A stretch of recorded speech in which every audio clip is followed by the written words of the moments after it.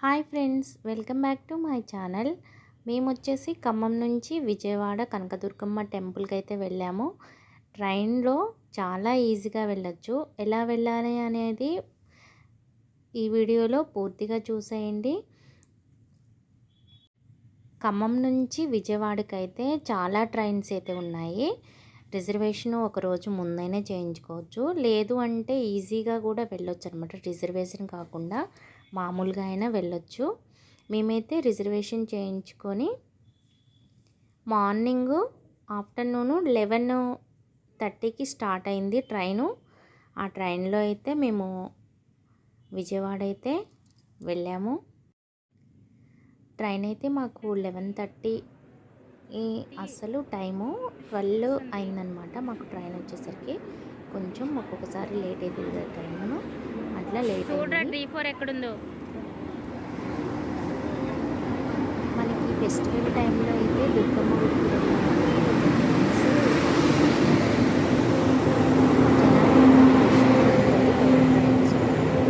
ఇప్పుడు మామూలు టైం కాబట్టి చాలా ఈజీగా ఏం లేదు, చాలా బాగుంది. విజయవాడలో దిగేసాము. దిగేసాక అక్కడి నుంచి టెంపుల్ బస్సులు అయితే ఉంటాయన్నమాట. కొండ మీదకి తీసుకెళ్తారు. మీరు ట్రైన్ దిగంగానే వెనక్కి వచ్చేస్తే టెంపుల్కి సంబంధించిన బస్సులు ఉంటాయి. అది ఛార్జ్ వచ్చేసి 10 రూపీసే అనమాట. 10 రూపీస్ ఛార్జ్ చేస్తే టికెట్ మనకి టెంపుల్ దగ్గరికి తీసుకెళ్తారు.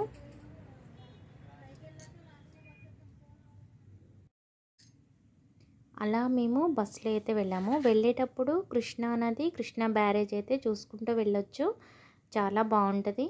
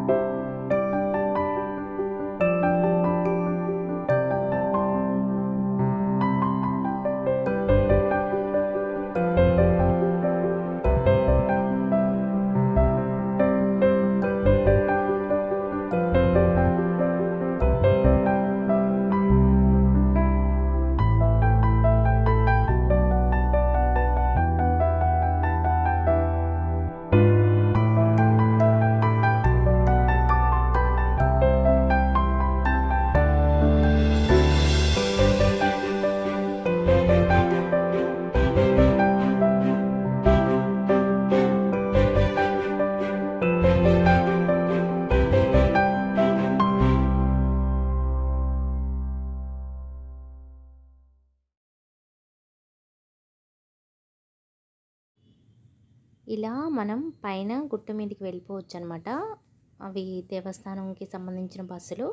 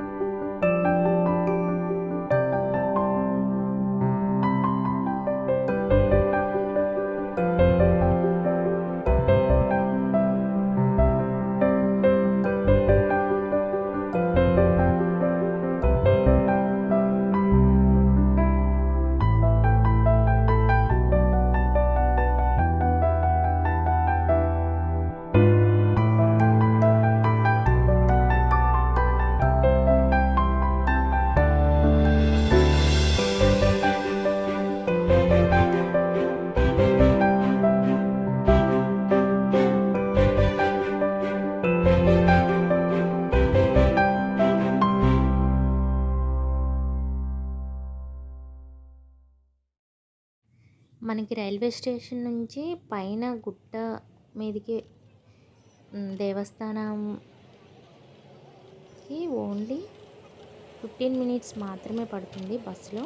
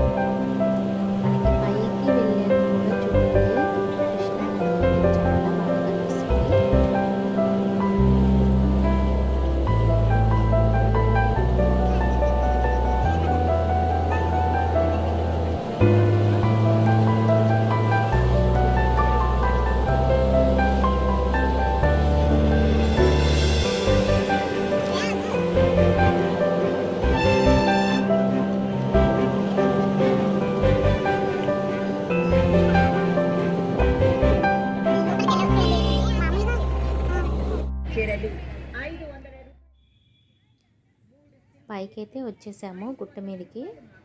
చూడండి, పైనుంచి విజయవాడ మొత్తం కనిపిస్తుంది, సిటీ మొత్తం కనిపిస్తుంది. చాలా బాగుంటుంది.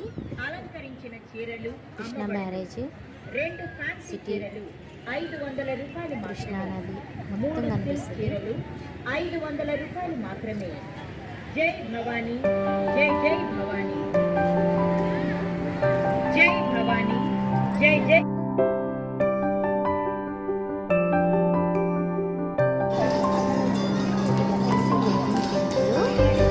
లోపల అమ్మవారు మేము దర్శనం చేసేసి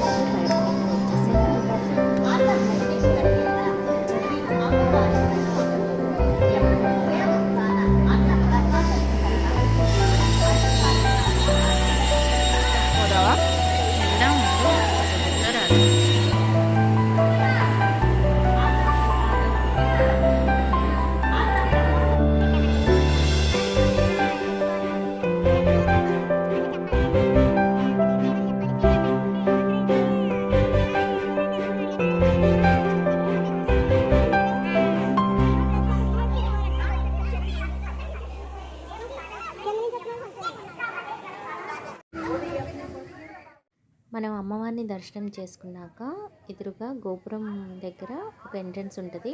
అక్కడ నుంచి కొంచెం ముందుకు వస్తే ఈ అమ్మవారిని అయితే ఇలా పెట్టారు. చాలా చాలా బాగుంది. కొద్దిసేపు అక్కడ కూర్చోవచ్చు, ఫొటోస్ కూడా దిగొచ్చు.